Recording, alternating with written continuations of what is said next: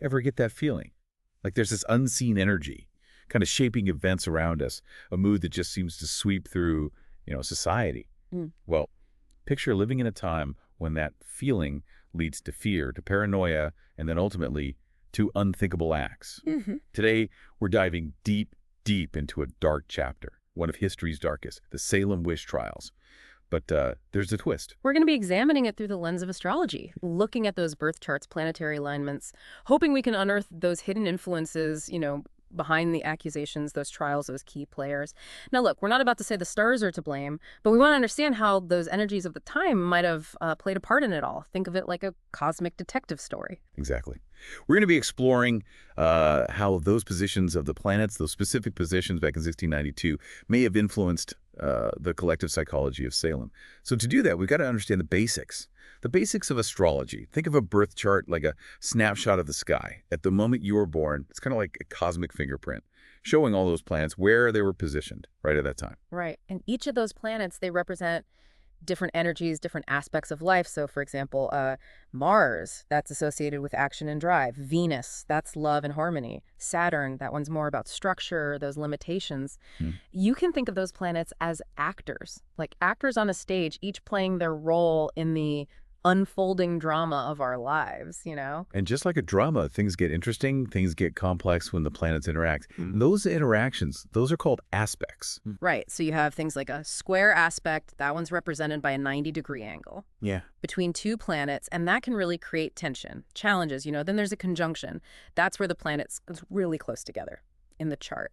And that combines their energies, sometimes amplifies them. It's fascinating stuff, really. Fascinating, yeah. So armed with this basic understanding, let's jump into the time machine. Let's go back to 1692.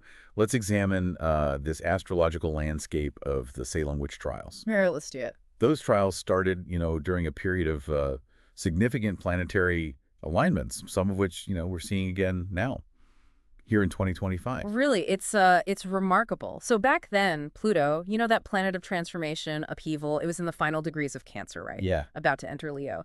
And that kind of transit, that signifies a period of deep, profound change, like a dismantling of those old structures, those power dynamics. Think about it. I mean, isn't Pluto doing something similar now? It is. It is. Right now, it's in late Capricorn, getting ready to move into Aquarius.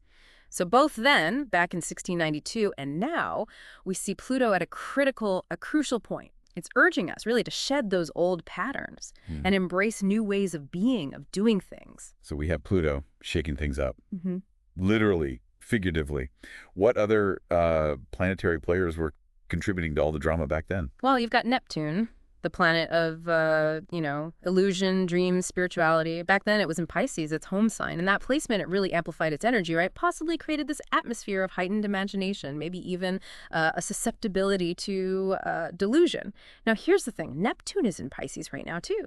Interesting, isn't it? Suggests that maybe we're also a little more prone to fantasy, escapism, maybe even a bit more paranoia. Wow. So on top of the social and religious tensions already brewing in Salem, you had this potent cosmic cocktail. Yeah. This transformative energy, this amplified imagination. No wonder things spun out of control. It's true. It's true. And there's more. To add another layer, Jupiter. The planet of expansion, luck, abundance. That was in Taurus, both back then and now. This might have contributed to a real strong focus on material security and a real fear, a fear of the unknown. Right? Imagine a community already gripped by fear, by uncertainty. Then they're confronted with these events they just can't explain. I can see how this astrological influence could have fueled that witch hunt, really added fuel to the fire. Yeah, I see that. It's almost as if the stars were setting the stage for a drama, a cosmic drama, where fear, suspicion, and the need for control took center stage. That's a really good way to put it. Now, let's zoom in a bit. Let's look at some key dates during the trials and see how those planetary players might have influenced those events on the ground. What was actually happening. Okay, so let's start with January 15th, 1692, the official start date, the start of the Salem witch trials. The thing that jumps out, astrologically speaking, is Mars. Mars retrograde in Gemini. You see, Mars is that planet of action, assertion, and retrograde means it's in a period of inward reflection, often a lot of frustration. In Gemini, the sign of communication, well, that retrograde, it might have contributed to misunderstandings, maybe rash accusations, that tendency to jump to conclusions. Like everyone was talking over each other, spreading rumors, making accusations without really thinking things through. A bit like social media today, you know. Yeah, I see that. I see that. Yeah, the parallels they're quite striking. Yeah, let's fast forward a little to March 1st, 1692. This is when those examinations of the accused, they began. And here we see a challenging aspect. So the sun, representing the self, vitality, it was conjunct Neptune, that planet of illusion. And both of them, they were forming a square aspect to Saturn, the planet of structure, those limitations, the legal system. Right, a lot going on there. So help me unpack that a little. What did that cosmic configuration, what does it tell us? Well, essentially, that kind of alignment points to a blurring of the boundaries between what's real and what's fantasy, with fear and delusion directly impacting the legal process. You see, Saturn, it represents order, justice. But with Neptune in the mix, well, those trials were likely really influenced by heightened emotions, by spectral evidence, and just a lack of clear judgment. So instead of focusing on facts, hard evidence, the court was basically operating in this dreamlike state where accusations based on dreams, visions, they were given more weight than logic and reason. It's a scary thought, isn't it? It shows just how easily our perceptions can be manipulated, especially when fear, when uncertainty are running high, like they were in Salem. And this brings us to a crucial date, a pivotal date. May 27th, 1692. This is when those 7 judges were appointed to a special court, the Court of Oyer and Terminer. Essentially, this set the stage for those trials to escalate, to really ramp up. Okay, so what was happening up there in the cosmic realm at this crucial moment? Well, Jupiter, that planet of expansion, it had just entered Gemini, joining Uranus, Chiron, the Sun, Mercury. They were already there, all clustered in Gemini.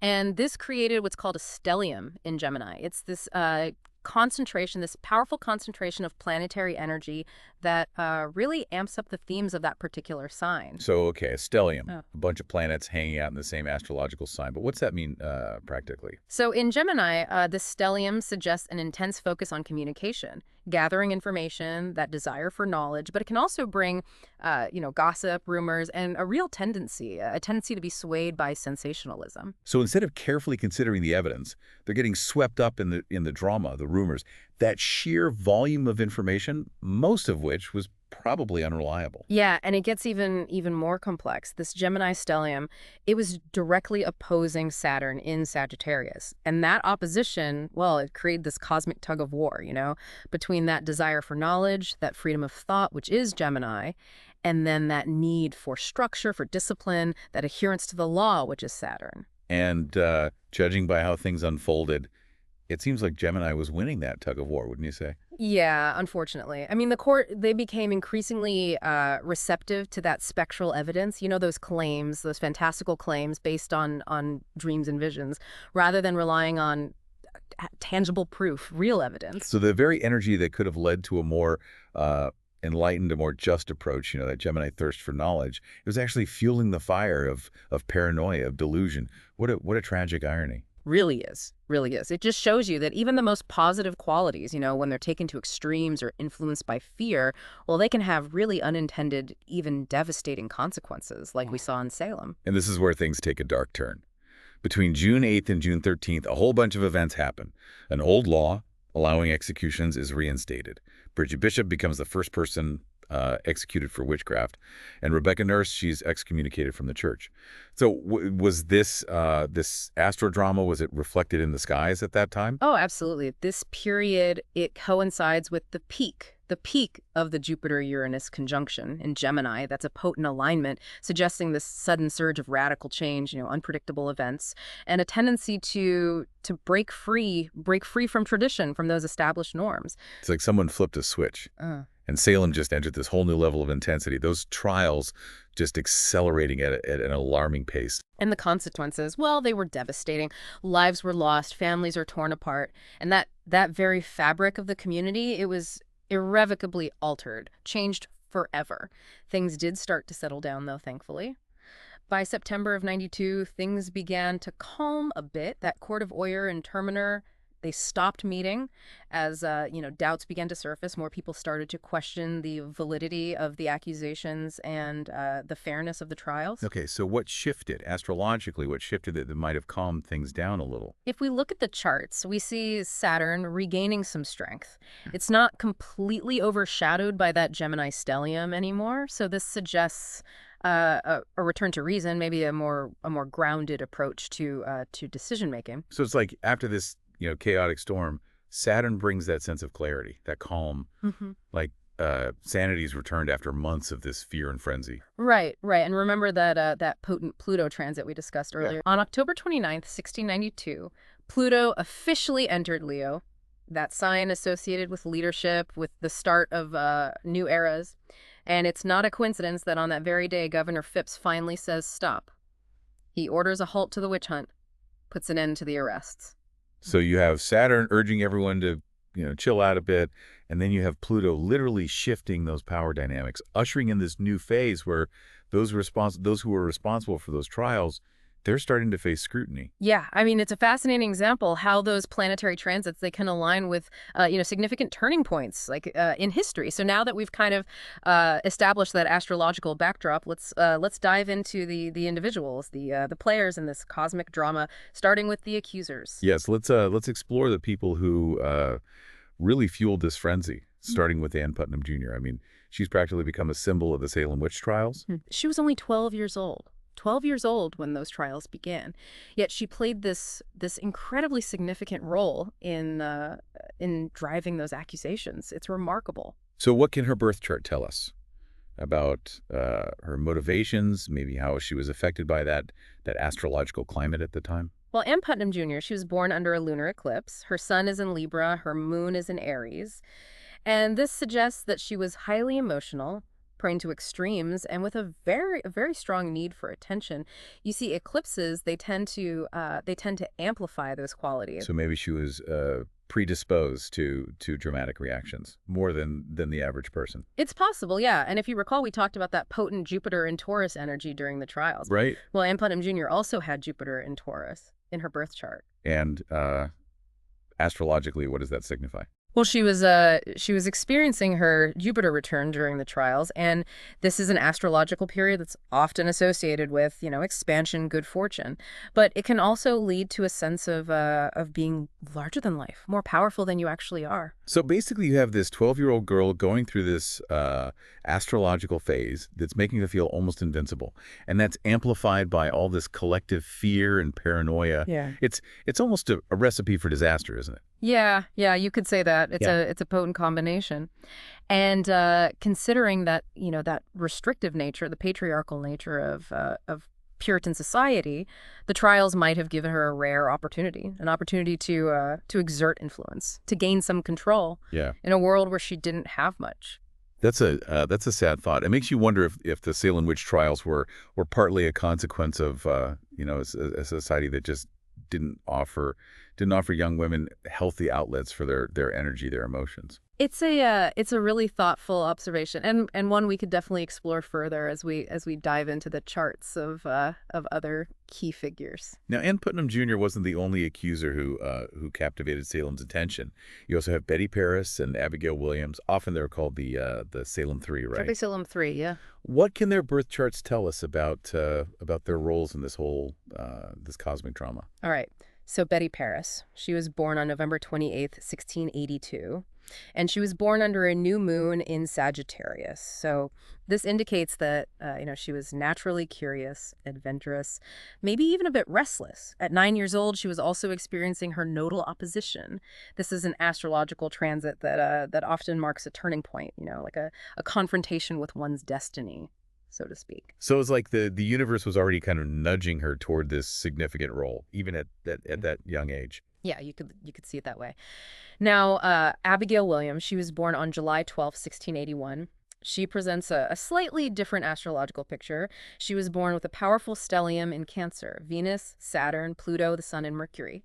all clustered in this very emotional, sensitive sign. Okay, so if Ann Putnam Jr. Was the fiery instigator, Mm. maybe Abigail Williams was more the sensitive, easily swayed follower. Yeah, that's a possible interpretation. With such strong Cancerian energy, she likely craved security, validation, things that she might have found through, the attention that came with being an accuser. Remember, those early accusations, they often centered around claims of being afflicted, tormented by unseen forces. Right, and I can see how a girl with a sensitive nature, could get caught up in that collective hysteria. Absolutely. And it's vital to remember that both Betty and Abigail were still under the influence of adults. Their actions, though impactful, were likely shaped by, the beliefs and fears of the community around them. It's a chilling reminder that children, they're especially vulnerable to manipulation during times of fear and uncertainty, Yeah. like those in Salem. Absolutely. And this brings us to the figures of authority during those trials, the judges. I mean, their decisions, molded by their own beliefs and influenced by the astrological climate, well, they ultimately determine the fates of the accused. Let's start with the judge whose name alone sends shivers down my spine. John Hawthorne. Ah, yes, John Hawthorne. His legacy is so intertwined with the Salem witch trials. His own descendant, the author Nathaniel Hawthorne, he added a W to his name, to distance himself from that dark past. Really, that's a haunting detail. It is. It is. So, what can Hawthorne's birth chart tell us about his character and his role in the trials? Well, John Hawthorne, he was born on August 5th, 1640. He was a Leo sun with a Leo moon. He also had Mars in Leo, all conjunct the South Node. And this suggests a dominant personality, someone with very fixed beliefs, and a tendency to be stubborn, even ruthless. Doesn't sound like the most compassionate person. No, not really. And his Leo placements, they were being strongly activated during the trials because of the transiting nodes in Leo and Aquarius. This might explain his aggressive questioning, his reliance on spectral evidence, and really his lack of remorse. It's like he really embodies the darker side of Leo energy, Yeah. that need for control, that unwavering certainty in one's own righteousness, Yeah. and that potential for real cruelty. Yeah, it's a cautionary tale of how those in power, they can be blinded by ego, they can succumb to fear and really lose their way. No, we can't forget about Cotton Mather, Yeah. that Puritan minister who, despite his initial reservations about spectral evidence, played this really complex, contradictory role in those trials. Cotton Mather, he's a fascinating case. Born February 12th, 1663, he had a stellium in Aquarius. Chiron, Uranus, Mars, the Sun, and Mercury, all in Aquarius, suggesting he was intelligent, curious, maybe even a nonconformist, even within that, strict Puritan society. So not your typical Puritan zealot. Not quite, no. And what's intriguing is that he was going through his Saturn return during the trials. This transit, it often marks a time of intense self-discovery, questioning your values and trying to find your place in the world. It makes you wonder if his changing stance on that spectral evidence, his initial skepticism, then followed by his eventual acceptance, maybe that reflected his own struggle. Can make sense of the chaos that was unfolding around him. Absolutely. I mean, his Saturn return was unfolding in Aquarius, a sign that really values logic and fairness, yet he was also surrounded by Neptune's energy, that energy of illusion and delusion. So it's really a push and pull. So it sounds like he was caught between his Aquarian desire for truth and then that overwhelming pressure to conform to that collective fear. Yeah, that's a good way to put it. And his personal struggles, they were compounded by his relationship with his father, Increase Mather, a very prominent figure in the clergy. Sounds like Cotton Mather was wrestling with some serious inner demons, both literally and figuratively. Yeah, he was. And his story highlights the complexity of human nature, right? How our actions, they can be shaped by so many factors, both internal, external, visible and unseen. All right, let's move on to another judge whose name is forever linked to the Salem witch trials, Bartholomew Gedney. Bartholomew Gedney, born June 14th, 1640, a true Gemini, a judge who embraced spectral evidence and even condemned some of his own friends. It's his insatiable curiosity and his wavering loyalty. Those are traits that are often associated with some of the less favorable aspects of Gemini energy. So if we're painting an astrological portrait of the Salem witch trials, Gedney represents that boundless curiosity that can sometimes just disregard truth and morality. It's a sobering reminder of how even positive traits taken to extremes can have devastating consequences. And speaking of devastating consequences, we can't overlook the Corwin family, especially Jonathan and George. Their actions during those trials were particularly disturbing. Yeah, the Corwins, they're a prime example of how personal gain and ambition can cloud judgment. Even during a time of collective hysteria, Jonathan Corwin, the owner of that infamous witch house, he was born on November 19th, 1640, with a stellium in Scorpio. Scorpio, right. The sign of intensity, secrets, the occult. Seems almost too fitting. It does, especially given the unsettling stories surrounding the witch house, those accusations of inappropriate behavior and his unwavering belief in the accusations, even after the trials. And then there's his nephew, George Corwin, who might be even more disturbing. He was born on February 26, 1666, with the sun conjunct Jupiter in Pisces. George Corwin, the high sheriff during the trials, he was ruthless. He reveled in confiscating the property of the accused and played this brutal role in the execution of Giles Corey. It's hard to believe, someone so young could be so cruel. He was only 25 at the time, and as you mentioned, his sun was conjunct Jupiter in Pisces. And this combination, it suggests a heightened imagination, a tendency to be swept up in grand narratives, and sadly, a capacity for cruelty. It's like he was playing a villainous role in this elaborate tragedy and Yep. just took it way too far. He did. And tragically, he paid a high price for his actions. He died of a heart attack at 30, just 5 years after the trials. Many believe it was a result of the curse placed on him by Giles Corey. Speaking of Giles Corey, his story is one of defiance and a coast that seems to echo through time. Giles Corey, born August 16th, 1611, Leo's sun with Mercury and Jupiter also in Leo. Another Leo. But unlike Hawthorne, Corey seemed to embody the more noble qualities of the sign, wouldn't you say? Yeah. Courage, strength, that fierce determination. Absolutely. He was a wealthy farmer who refused to enter a plea when he was accused, knowing that it would allow the court to take his land, leaving his family destitute.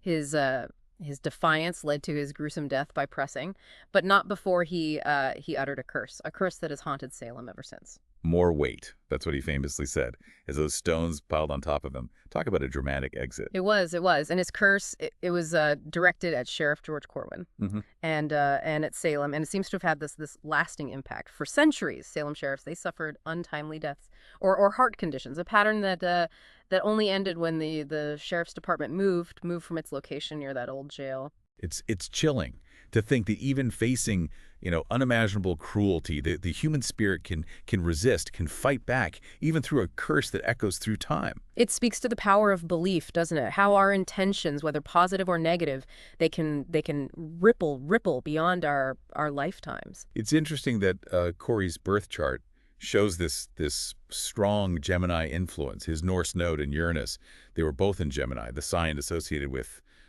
communication and trickery. It is.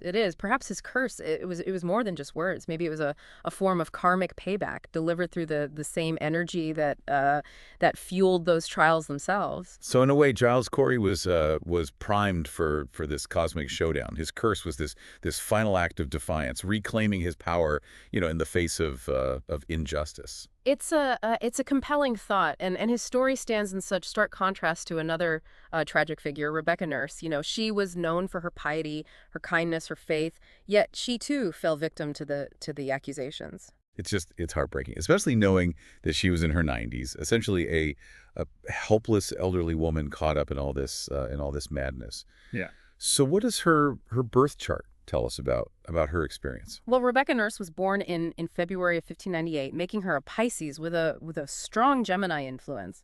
Her Jupiter was in Gemini at 6 degrees, the exact degree of the Jupiter-Uranus conjunction during those trials. So she was literally at the center of this cosmic storm. She was, and her Jupiter return at that time, often associated with good fortune, it coincided with the height of the trials. It's as if her execution marked a turning point, like a realization for the community that they had gone too far, condemning an innocent woman who really embodied their own values. It's a tragic irony.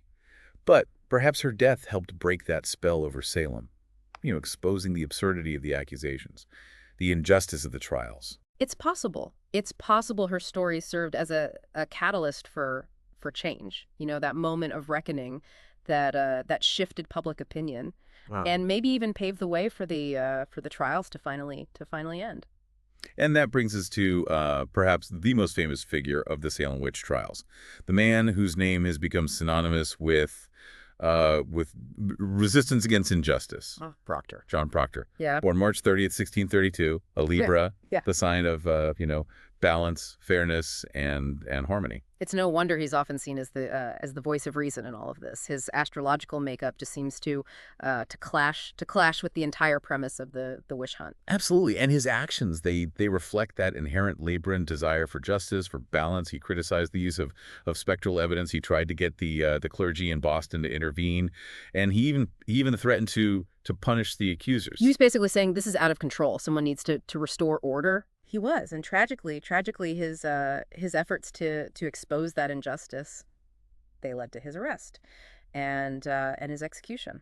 It's a classic tragedy, isn't it? The one who tries to restore order becomes the victim of the chaos. It is, and his story resonates because it speaks to that universal struggle, the struggle against injustice, the courage to speak truth to power, and the heartbreaking consequences that can follow. Looking at all these birth charts, it's fascinating how they reflect the personalities, the choices, of those involved. It adds another layer of understanding, I think, to the Salem saga.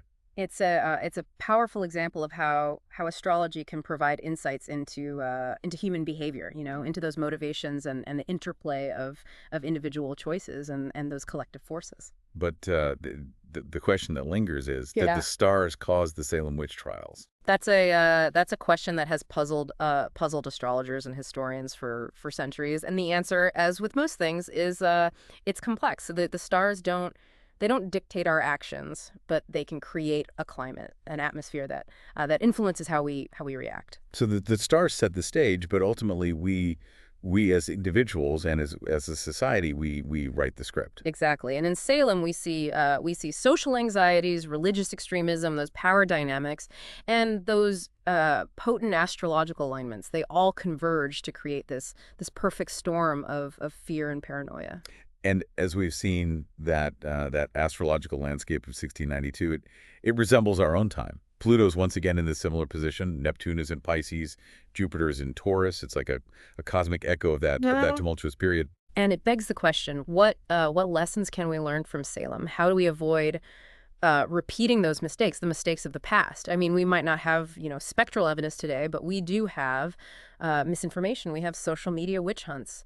And, that tendency, that human tendency to jump to conclusions. Like we're constantly bombarded with our own version of spectral evidence, rumors disguised as news, algorithms that amplify fear, and this digital landscape where accusations can spread like wildfire. Exactly. And it makes it even more crucial, I think, to cultivate that critical thinking, question our assumptions, seek out diverse perspectives, and really, really resist that mob mentality. So studying the astrology of the Salem witch trials isn't just about understanding the past, is it? It's about becoming more aware of the potential pitfalls, the pitfalls of our own time, and hopefully navigating them with more wisdom, with more compassion. Absolutely. It's a reminder that history, even its darkest chapters, they can offer valuable lessons guiding us towards a future where reason, where justice, where empathy, where those things prevail. Yes, like we've been handed this cosmic mirror reflecting back these uncomfortable truths about human nature and the dangers of unchecked fear. Yeah, and as we've seen throughout this deep dive, those dangers are as relevant today as they were back in 1692. The tools might have changed from spectral evidence to social media, but those underlying dynamics, they remain the same. It's a sobering reminder that we all have this responsibility to be more discerning, Mm-hmm. to question those narratives that we're fed, and to resist, judging and condemning based on fear and hearsay. Precisely. And as we conclude our exploration of the Salem witch trials, I'll leave you with a final thought. What if the real witch hunt of our time isn't about supernatural powers? What if it's about suppressing those dissenting voices, silencing those who challenge the status quo? Are you suggesting that being labeled a witch today, it might be like being called a conspiracy theorist or a heretic, just for having an unpopular opinion, or questioning the dominant narrative? It's a chilling thought, isn't it? It's something we all need to be aware of, regardless of our beliefs or affiliations. The lessons of Salem, they teach us that the line between skepticism and persecution, it can be thin, and that the freedom to think critically, to challenge authority, that's essential for a healthy society.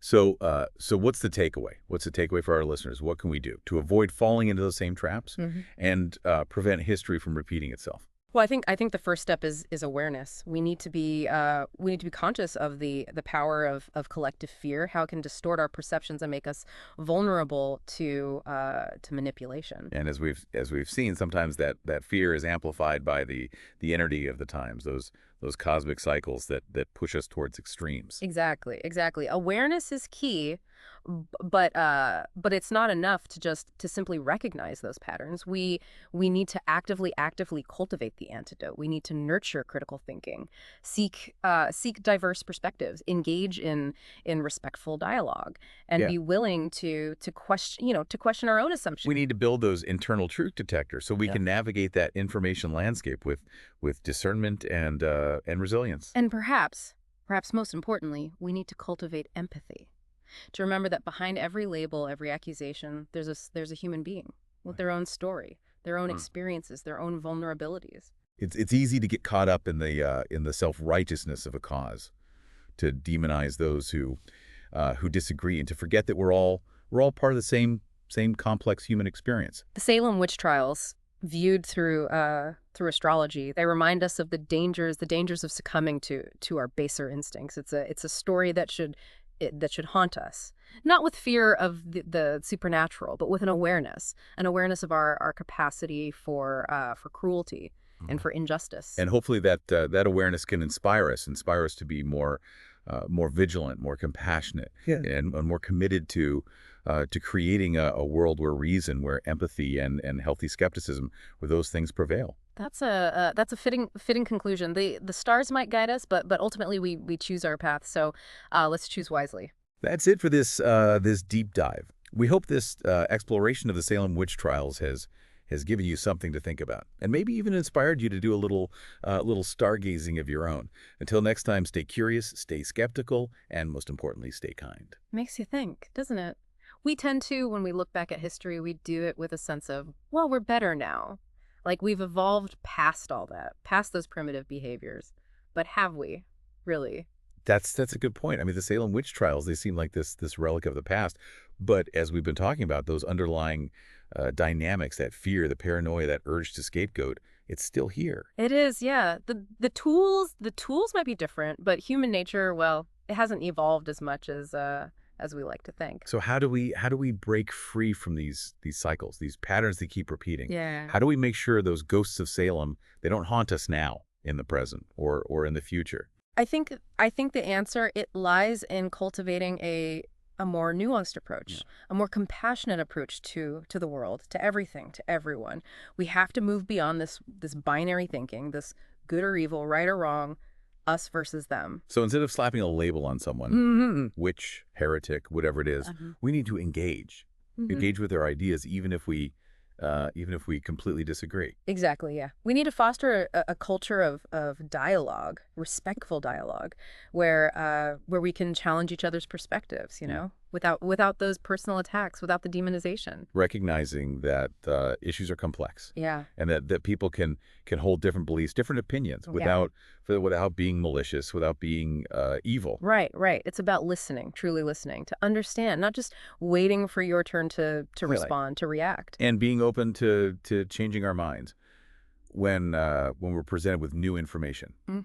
with new perspectives. That's key. That's key. Cultivating that, what do they call it? Intellectual humility, recognizing that we don't have all the answers, and that we can learn, Learn from those who see things, who see the world in a different way. And it goes back to what you were saying before Yeah. about empathy, seeing the humanity in everyone, even those we might consider our opponents. Empathy, it's crucial. It allows us to step outside of our own, limited perspective and really consider the experiences, the motivations of others. It's the antidote to fear, to prejudice. So as we wrap up this deep dive into the Salem witch trials, what's the most important message? The message you want our listeners to take away with them? I'll leave you with this. The real legacy of Salem, it's not about witches. It's not about demons. It's about us. It's about that human capacity, that enduring capacity for both darkness and light. It's a reminder that we all have the potential. We can be perpetrators. We can be victims. The choice is ours. That's powerful and a little sobering, to be honest. We can repeat the mistakes of the past. Yeah. Or we can learn from them. Choose to learn. We can give in to that fear, to that division, or we can embrace compassion, embrace understanding. It is a choice. And those astrological energies of our time, as as turbulent as they might be, they're just a catalyst. They reveal the potential for great destruction, but also for profound transformation. So let's choose wisely. Let's honor the victims of Salem, not by dwelling in that fear, but by actively creating a world where justice, reason, and empathy, they win out. That's a worthy goal, and I believe it's within our reach if we choose to embrace it. Well, thank you for guiding us through this fascinating, thought-provoking exploration of the Salem witch trials. I think we've all learned a great deal about history, about astrology, and most importantly about ourselves. It's been my pleasure. And remember, those stars, they might incline us, but they don't compel us. The power to shape our destiny, it lies within each of us. That's all for this episode of The Deep Dive. Until next time, keep exploring, keep questioning, and most importantly, keep shining your light into the darkness. Goodbye.